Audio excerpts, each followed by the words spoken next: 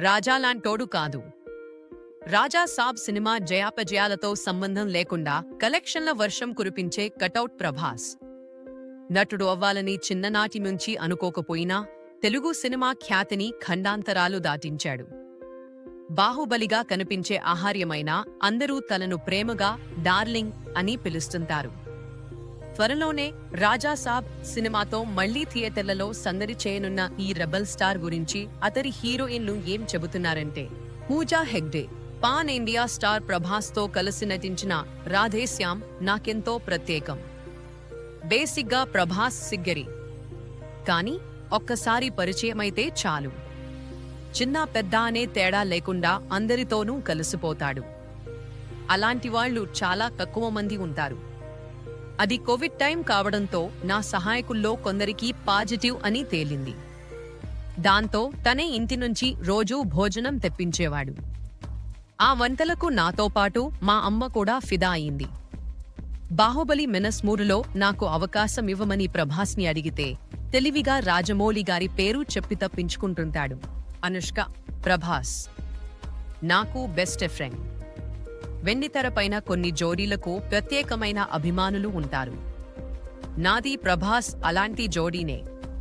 ఒక టీవీ షోలో మీకు ప్రభాస్తో స్నేహం కావాలా లేక యాక్టింగ్ కావాలా అని అడిగితే నేను ప్రభాస్తో స్నేహమే కావాలని బగిలిచ్చా. మా ఇద్దరి మనస్తత్వాలు ఒకటే కావడంతో తను నా బెస్ట్ ఫ్రెండ్ అని చెబుతుంటా.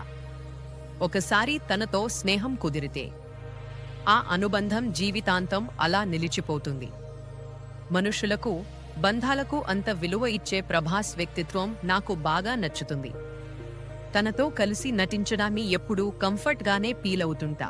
కృతిసనన్ ప్రపంచవ్యాప్తంగా అభిమానులను సంపాదించుకున్న ప్రభాస్తో స్క్రీన్ షేర్ చేసుకునే అవకాశం నాకు ఆదిపురుష్తో దక్కింది. ప్రభాస్ త్వరగా కలవడని, మొహమాటం ఎక్కువని విన్నాను. కాని సెట్లో నేను మాట కలపగానే వెంటనే కలిసిపోయాడు. షూటింగ్లో భాషాపరంగా నా ఇబ్బందిని గమనించి తనే చొరవగా సాయపడ్డాడు. ఎదుటివారికి ఎంతో గౌరవం ఇస్తాడు. నాకు బాగా గుర్తు. అవకాశం వస్తే ప్రభాస్ను పెళ్లి చేసుకుంటానని ఓ ఇంటర్వ్యూలో సరదాగా నేను చెప్పిన క్లిప్ ఆ సినిమా టైంలో బాగా వైరల్ అయింది.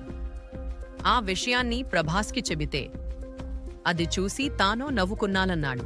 శృతి హాసన్ తాను హ్యాపీగా ఉండటంతో పాటు తన చుట్టూ ఉండే వారిని సంతోషంగా ఉంచాలనుకునే వ్యక్తి ప్రభాస్. సలార్లో ప్రభాస్తో కలిసి నటించే అవకాశం రాగానే కొందరు డార్లింగ్తో నటించబోతున్నావని అన్నారు. అది నాకు కాస్త ఇబ్బందిగా అనిపించింది. షూటింగ్ ప్రారంభమైన వారం రోజులకే ప్రభాస్ని అందరూ డార్లింగ్ అని ఎందుకు అంటారో అర్థమైంది. తనతో ఎక్కువగా జనరల్ నాలెడ్జ్, మ్యూజిక్ గురించి మాట్లాడేదాన్ని. నేను చెప్పేదంతా ఎంతో ఓపిగ్గా వినేవాడు. ఒకసారి మాటల్లో యాక్టర్ని కాకపోయి ఉంటే రోజంతా తింటూనే ఉండేవాడిని అని చెప్పాడు నవ్వుతూ. శ్రద్ధా కపూర్ బాహుబలి తర్వాత ప్రభాస్ చేసిన సినిమా సాహోనే కావడంతో మొదట్లో కాస్త ఒత్తిడికి గురయ్యా. ఆ సమయంలో నా ఆందోళనను అర్థం చేసుకున్న ప్రభాస్ నాతో మాట్లాడి ధైర్యం చెప్పాడు.